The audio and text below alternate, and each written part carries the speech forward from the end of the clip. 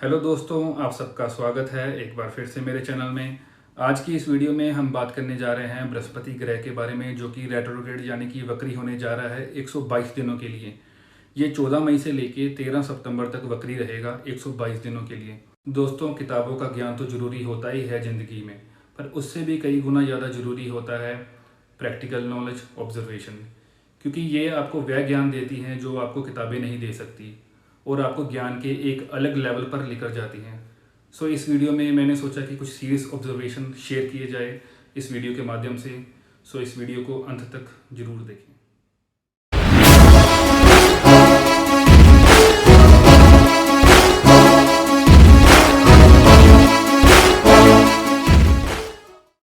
बृहस्पति ग्रह हमारे सूर्यमंडल में सबसे बड़ा ग्रह है और यह सूर्य से 5वें स्थान पर स्थित है। इसके अलावा ये सूर्य, चंद्र और शुक्र के बाद सबसे चमकदार ग्रह है। बृहस्पति जुपिटर, जिसे कि गुरु के नाम से भी जाना जाता है। गुरु ग्रह की बात करने से पहले जैसे कि इंसानों में अच्छाई और बुराई ये दोनों गुण मौजूद होते हैं, वैसे ही एक ग्रह अगर अच्छा फल देता है तो वह बुरा फल भी दे सकता है। और दोस्तों, जब भी गुरु ग्रह की बात होती है तो ज़्यादातर लोग इसे देवताओं का गुरु ही बोलते हैं, पर वह भूल जाते हैं कि गुरुओं में राक्षसों और दैत्यों के गुरु शुक्राचार्य भी थे, क्योंकि इस ग्रह को गुरु ग्रह की उपाधि मिली है। और गुरु का उद्देश्य अपने शिष्य को ज्ञान देना, सही रास्ता दिखाना और मार्ग प्रदर्शन करना होता है। और गुरु ग्रह कई लोगों को शुभ फल देता है और कई लोगों को अशुभ फल देता है। चलिए आगे बढ़ते हैं और बात करते हैं बृहस्पति ग्रह के बारे में, जो कि मकर राशि में गोचर कर रहा है। बृहस्पति जो कि ज्ञान का देवता है और मकर राशि और शनि के साथ जो कि अंधकार का देवता है, यहाँ पर बृहस्पति नीच हो जाता है और नीच के फल देता है। और इसके अलावा बृहस्पति जो कि मंगल और शनि के साथ गोचर कर रहा है, बृहस्पति, मंगल और शनि, इन तीनों का मेल भी खराब बृहस्पति को दर्शाता है।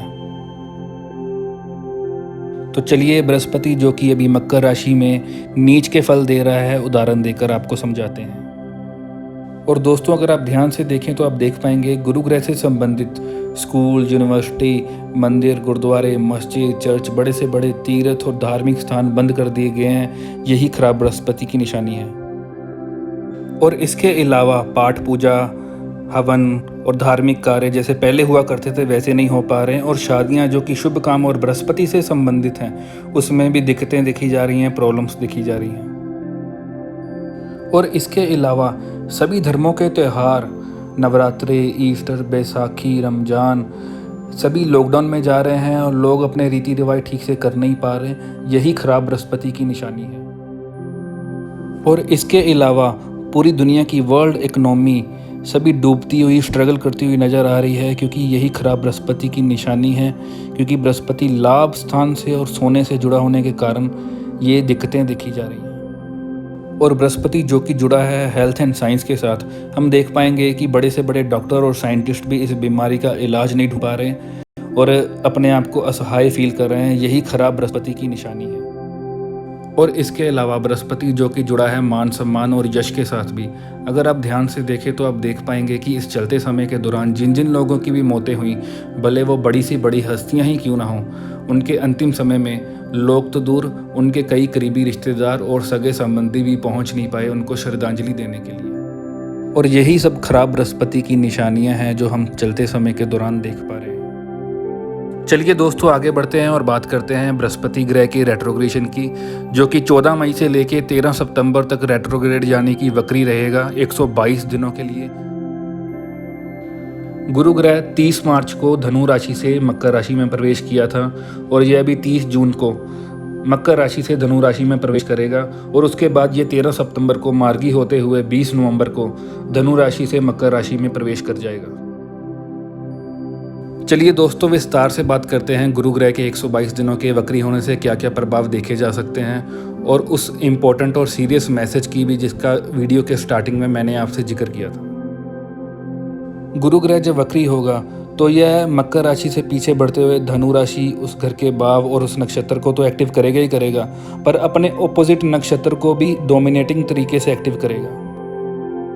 गुरु ग्रह जो अभी मकर राशि में है और उत्तराषाढ़ा नक्षत्र में है, जब ये वक्री होगा तो अपनी ऑपोजिट साइन और ऑपोजिट राशियाँ जो कि कैंसर और जेमिनी यानी कि कर्क और मिथुन है, उसमें पड़ते पुष्य नक्षत्र को और पुनर्वासु नक्षत्र को स्ट्रांगली तरीके से एक्टिव करेगा।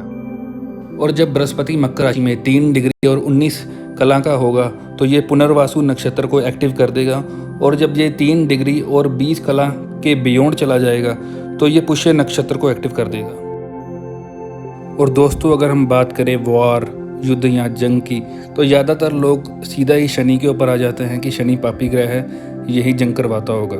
पर आपको ये जानकर हैरानी होगी कि जो 2 ग्रह वॉर या जंग करवाते हैं उनमें से एक बृहस्पति है और दूसरा मंगल है। क्योंकि जो बृहस्पति है, बृहस्पति एडवाइज़र का काम करता है, ये एडवाइस देता है कैसे करना है, कब करना है और क्या करना है।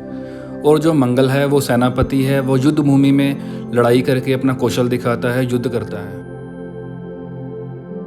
और जैसे कि भगवान श्री कृष्ण ने गुरु की भूमिका निभाते हुए कृष्ण और पांडवों का मार्ग प्रदर्शन किया था युद्ध भूमि में। बृहस्पति जो कि अभी है उत्तराषाढ़ा नक्षत्र में, जो कि डायरेक्टली शो करता है वॉर एंड अल्टीमेट विक्ट्री। और यह 26 जुलाई को पूर्वाषाढ़ा नक्षत्र में प्रवेश कर जाएगा, जो कि इसका पिछला नक्षत्र है, जो दर्शाता है कि वॉर के पहले का समय, जिसमें प्लानिंग एंड प्लॉटिंग चल रही होती है वॉर के लिए।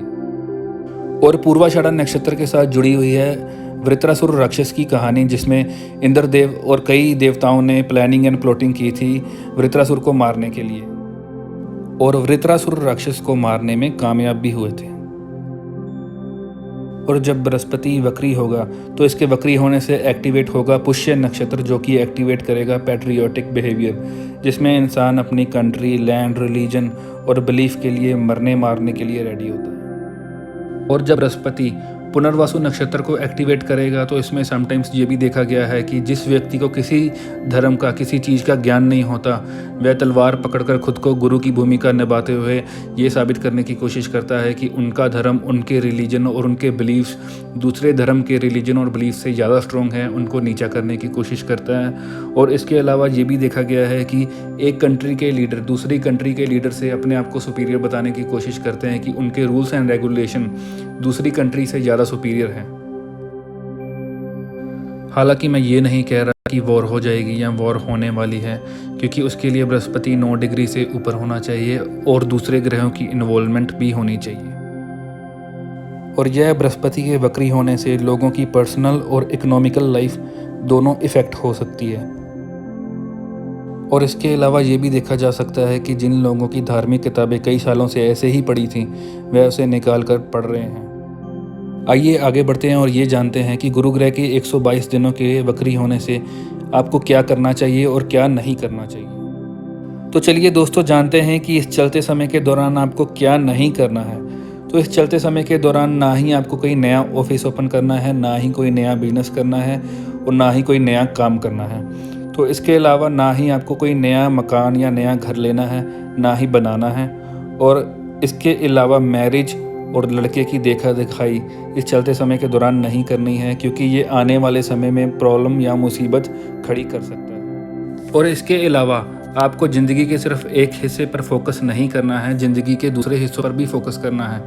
उदाहरण के तौर पर आपने अपने कैरियर पर फोकस किया तो सिर्फ उसी पर फोकस कर दिया और लाइफ के दूसरे हिस्सों को अनदेखा कर दिया। ऐसा होने से फ्यूचर में अगर आपकी हेल्थ ख़राब हुई तो आपका करियर भी ख़राब हो जाएगा। और दोस्तों, इसके अलावा आपको क्या करना चाहिए, चलिए वो जानते हैं। तो दोस्तों, इस चलते समय के दौरान जो भी आपका आधा अधूरा काम और पेंडिंग वर्क रह गया था, उसे आप पूरा कर सकते हो, कंप्लीट कर सकते हो इन 122 दिनों में। तो दोस्तों, जैसे कि कोई आपने मकान बनाना शुरू किया पर वह अधूरा रह गया, उसकी कंस्ट्रक्शन को आप कंप्लीट करा सकते हो। और इसके अलावा जैसे कि आपने कोई मकान ख़रीदा पर उसकी पेमेंट करनी रह गई है, तो आप उसकी पेमेंट भी कर सकते हो इस चलते समय के दौरान। और हाँ, इसके अलावा पिछले साल नवंबर दिसंबर में जो भी डिसीजन आपने लिया था उसके बारे में दोबारा सोच सकते हैं, उसके बारे में दोबारा रीचेक कर सकते हो। बहुत ही अच्छा टाइम है उसके बारे में दोबारा सोचने के लिए। और दोस्तों, लास्ट में ये कहना चाहूँगा कि सभी धर्मों के लोग एक दूसरे के साथ मिलजुल कर प्यार से रहें और एक दूसरे की सहायता करें। सो दोस्तों, अंत में मैं यही कहना चाहूँगा, हार जीत तो चलती रहती है। अगर कोई हारता है तो कोई जीतता भी है, अगर कोई जीतता है तो कोई हारता भी है। पर इस दुनिया में सबसे मुश्किल चीज़ जो है वो है किसी का दिल जीतना। सो कोशिश करें लोगों का दिल जीतने की और मदद करें ज़रूरतमंदों की और भूखों को खाना दें। Give respect and get respect. So friends, ये थी हमारी आज की वीडियो। आपको हमारी आज की वीडियो कैसी लगी हमें कमेंट कर ज़रूर बताएं।